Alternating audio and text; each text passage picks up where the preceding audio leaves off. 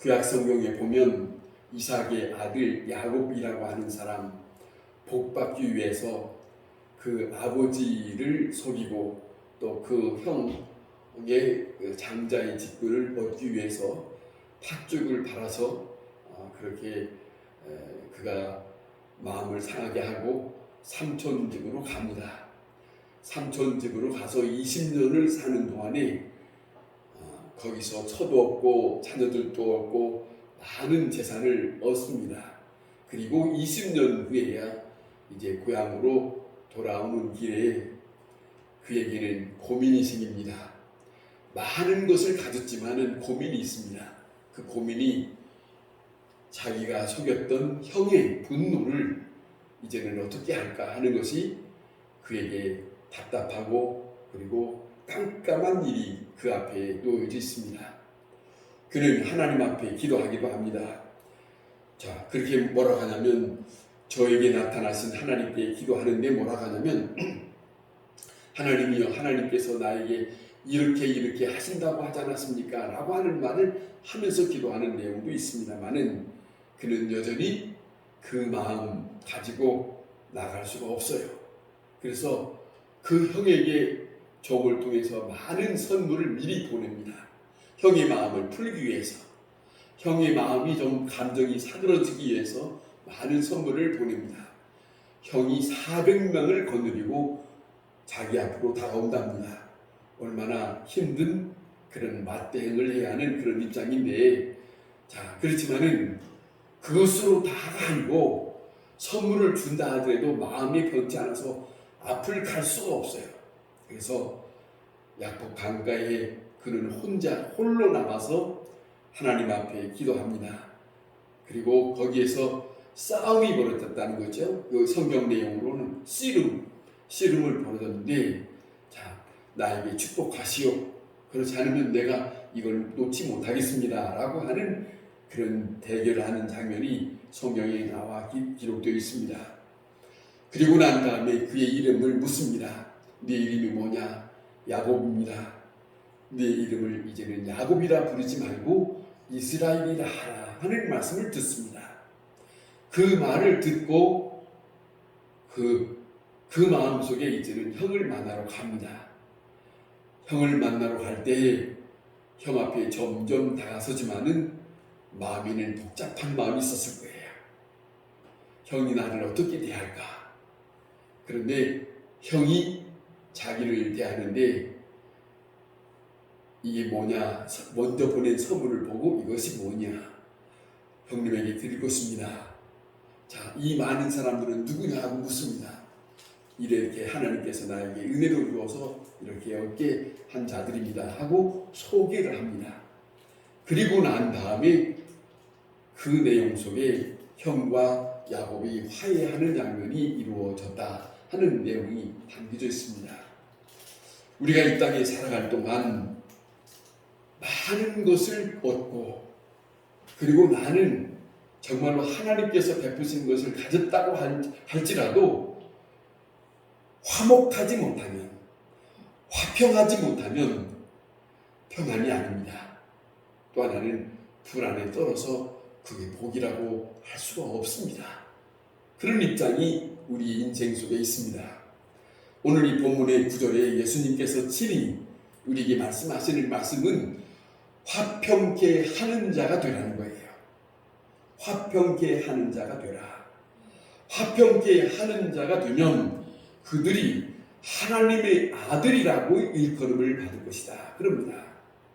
귀한 말씀 아닙니까? 자, 중요한 겁니다. 얼마나 중요하냐면 예수님은 요한복음의 17장에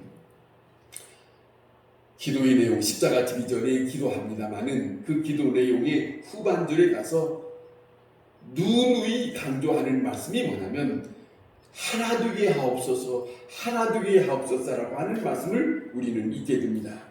그 하나 되게 하옵소서라고 하는 그 구절마다는 뭐냐면 하나 되는 것은 화평하지 않고서는 하나가 될 수 없어요. 화평이 되고서야 하나가 돼요.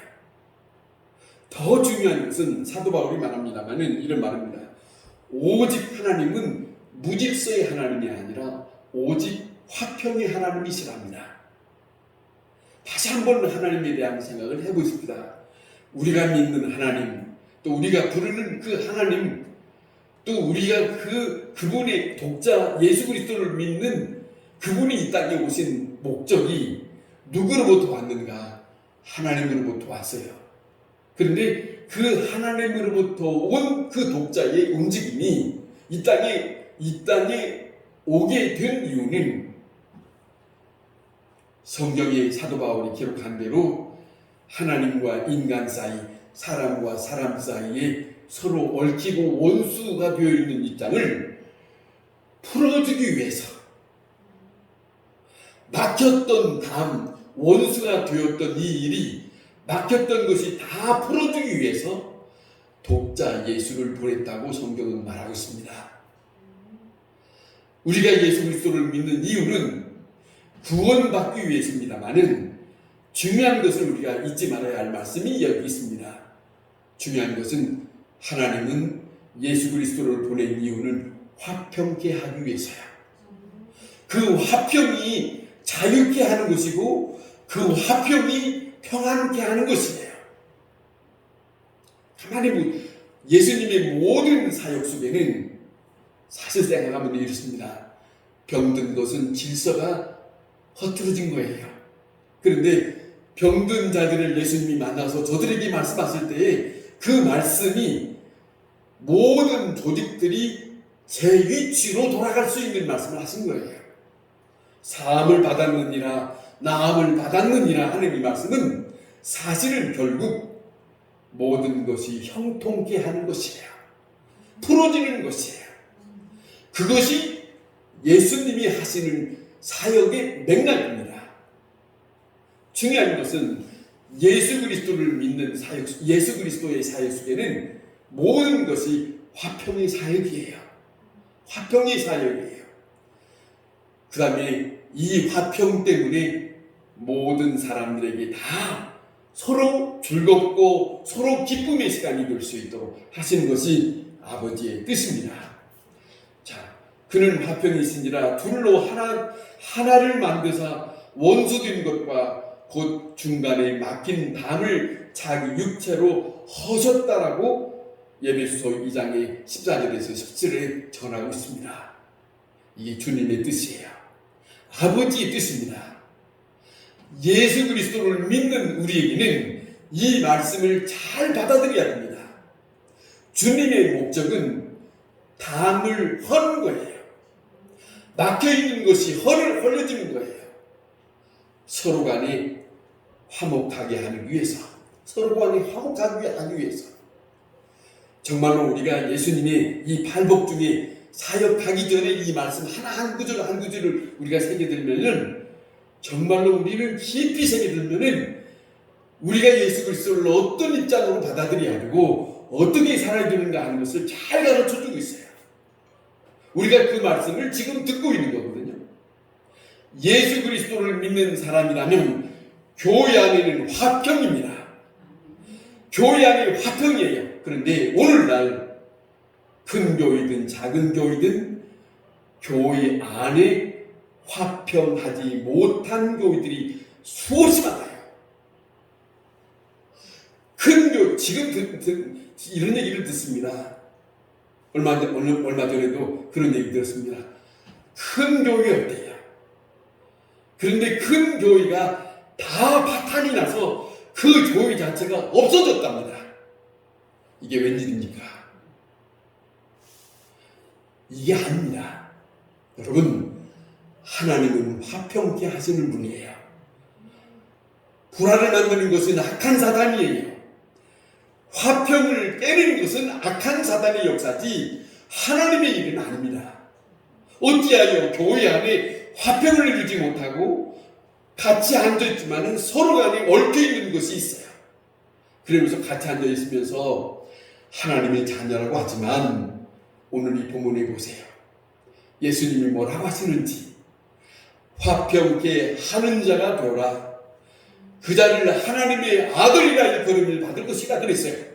그렇다면 이 말씀을 다시 바꾸어서 불합리하면 하나님의 아들이라고 하지 않겠습니까?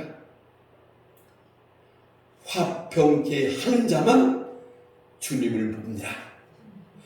화평케 하는 자만 주님과 함께 하는 자예요. 화평케 하고서야 우리가 기도할 때도 주님을 만날 수 있어요. 마음이 화평하지 아니하는데 내가 기도하겠다고 하나님의 이름을 부른다고 하나님께서 그 기도를 들으신다고 그건 착각이에요. 성경의 말씀은 그렇지 않아요. 예수님의 말씀은 뭐라고 하냐면 너희가 전 제단 앞에 오기 전에 형제와 형제 사이에 얽힌 것이 있으면 풀고 제단 앞에 와라, 그렇게 가르쳐주고 있지 않습니까? 왜 그러냐? 하나님은 하나님의 자녀와 만나고 싶은 거예요. 화평케 하는 자녀와 만나고 싶은 것이 아버지의 뜻이기 때문에 그렇습니다. 자, 생각해 보세요. 주께서 인간의 육신의 옷을 입고 이 땅에 오실 때에 죄인을 대신해서 십자가에 죽으시지 않았습니까? 십자가에 죽으신 것은 원수되었던 하나님과 인간, 사람과 사람 사이에 화평의 다리를 놓기 위해서 자기가 희생된 거예요. 이게 예수님의 죽으심이에요. 이 십자가가 바로 화평케 하는 증거예요. 이 화평케 하는 이 속에는 하나님의 사랑이 담겨 있어요. 화평하지 않는 것은 하나님의 사랑을 미루는 것이 되는 거예요. 하나님의 사랑을 인정하지 않는 것이 되는 것이에요. 이것은 또한 우리 인간을 죽은 자 가운데서 살리시기 위해서 나타나시는 하나님의 사랑이에요. 이것이 바로 아버지의 뜻입니다. 아버지의 뜻은 화평케 하는 거예요. 예수님이 저 7장에 가서 그러잖아요. 내 하늘 아버지께서 내 하늘에 계신 아버지의 뜻대로 행하지 아니하면 천국에 들어가지 못한다고 하신 말씀이 있어요. 하나님의 아버지의 뜻이 화평케 하는 것이라는 것을 우리는 절대로 잊어서는 안 됩니다. 화평케 하는 자가 진정으로 예수 그리스도를 믿는 사람이에요. 자, 하나님의 자신이 인간 세계에 보여주신 화평의 이 모습, 화평의 방식, 이것을 우리는 잊어서는 안 된다 하는 말씀입니다. 자, 하나님께서 이 세상을 창조하실 때에 하나님은 에덴 동산에서 서로 화목했어요. 서로 즐거운 시간이 됐어요. 에덴 동산에서. 그런데 인간의 죄 때문에 이제는 화목이 깨졌어요. 그리고 하나님이 멀리 가고 그 다음에 인간은 인간대로 죄 가운데 머물러지는 그런 입장이 있지 않습니까? 저주의 시간이 되었어요. 자, 하나님께서 이런 상태를 계속 지속적으로 살아가는 걸 원치 않아요.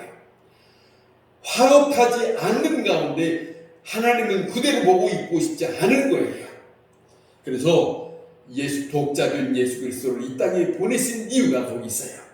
다시 살리기 위해서.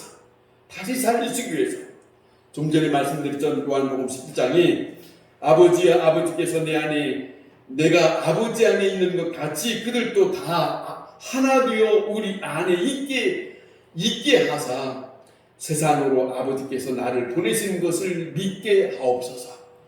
하나 되는 것을 믿게 하옵소서. 하나 되는 것을 믿으라는 거예요. 이것이 아버지의 뜻이에요. 이것이 간절하기 때문에 예수님께서 이걸로 하나됨에 대한 것을 놓고 기도하는 거예요. 또 보세요. 내게 주신 영광을 내가 그들에게 주었사오니 이는 우리가 하나 된 것 같이 그들도 하나 되게 하려 함이니라. 곧 내가 그들 안에 있고 아버지께서 내 안에 계시어 그들로 온전함을 이루어 하나가 되게 하려 함은 아버지께서 나를 보내신 것과 같이 또 나를 사랑하신 것 같이 그들도 사랑하신 것을 세상으로 알게 하려 하십니다. 하나님이라고 하는 말씀을 계속합니다. 하나 되게 하옵소서, 하나 되게 하옵소서. 예수님이에요. 예수님은 천국의 주인이에요. 우리가 만나야 할 그분이에요. 우리가 피할 수 없는 그 살아계신, 죽은 자 가운데서 살아계신 우리 앞에 서 계신 그분이에요.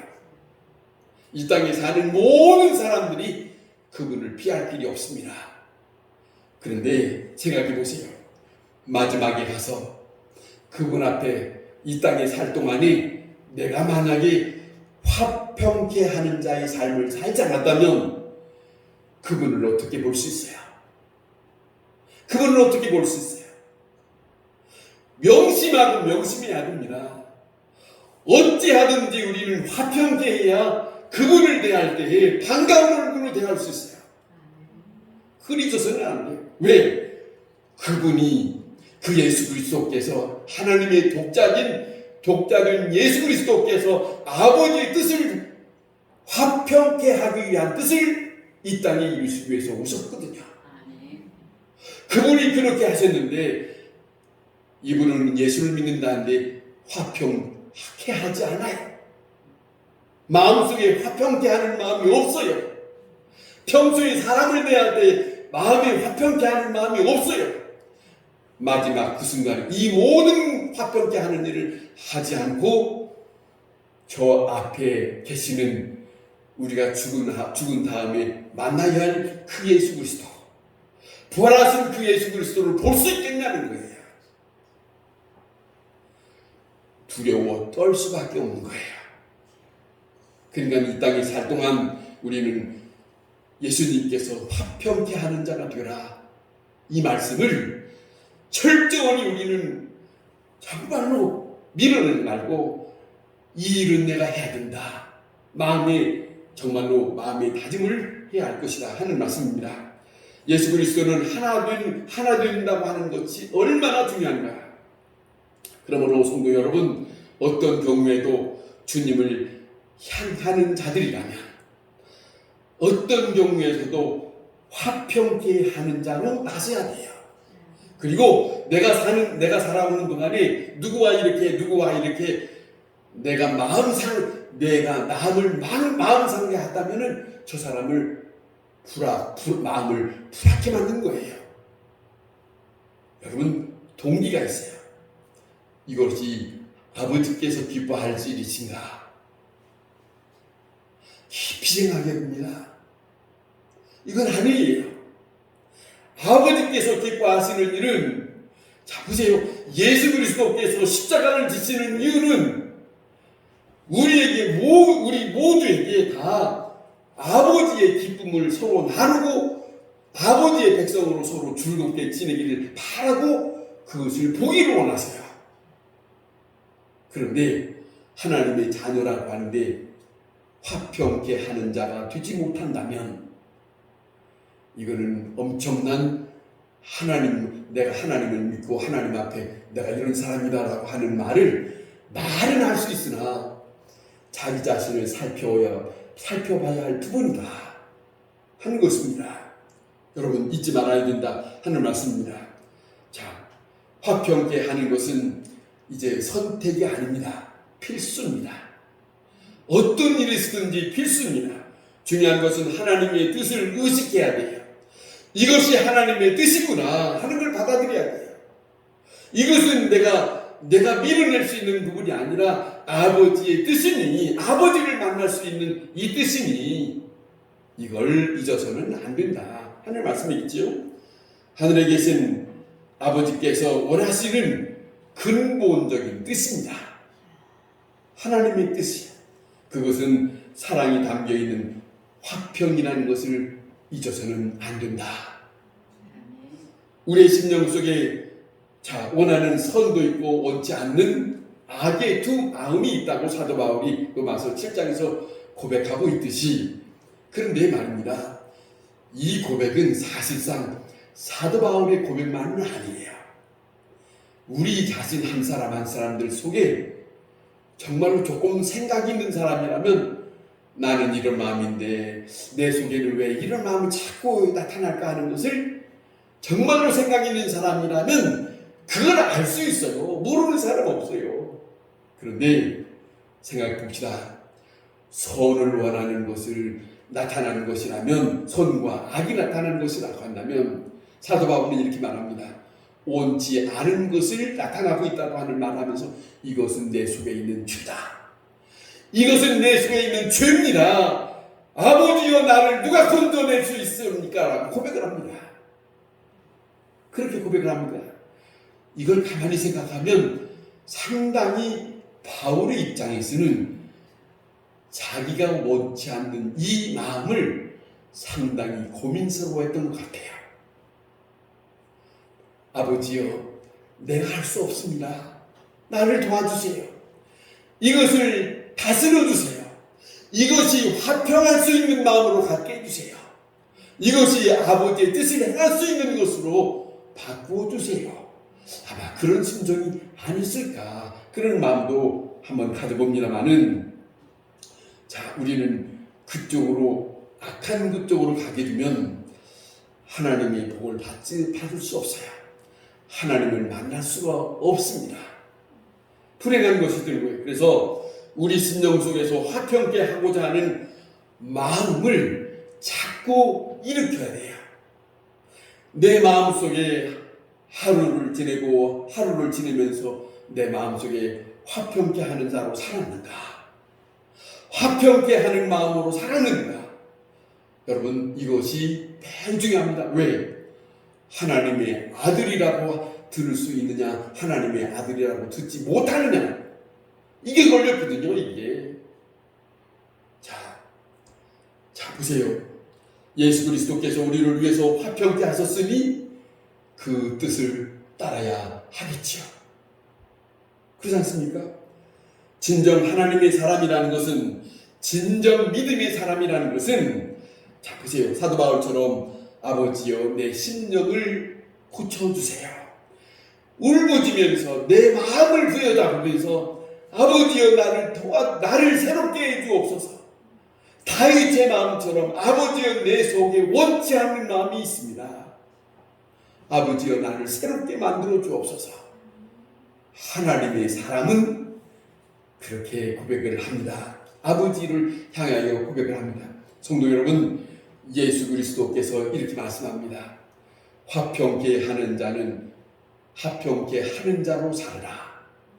그리하면 너희가 하나님의 아들이라 일컬음을 받을 것이다. 주님이 이렇게 말씀하지 않습니까? 화평하기 원하는 자만 하나님의 자녀가 된다고 말씀합니다. 화평케 하기를 원하는 그것을 하나님이 다 보시고, 그럴 거예요.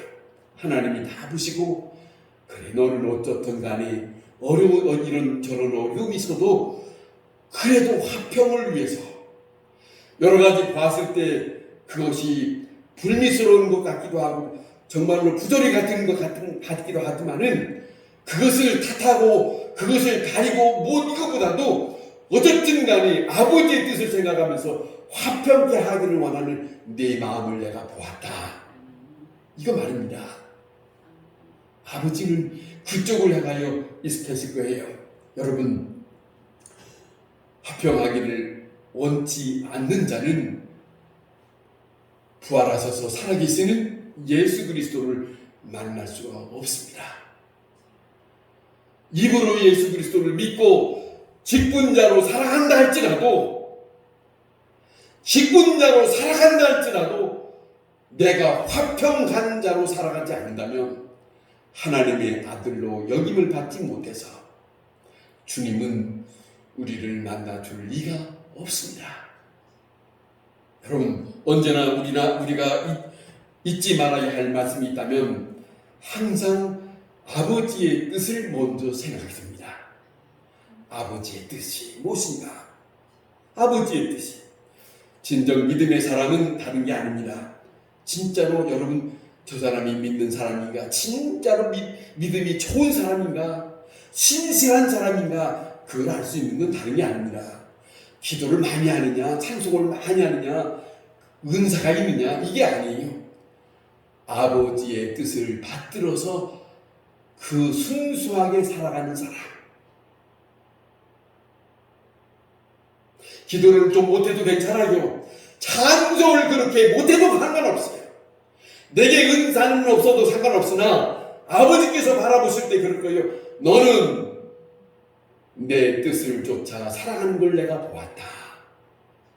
그걸 아버지는 보시기를 원하실 거예요. 보시기를 원하실 거예요.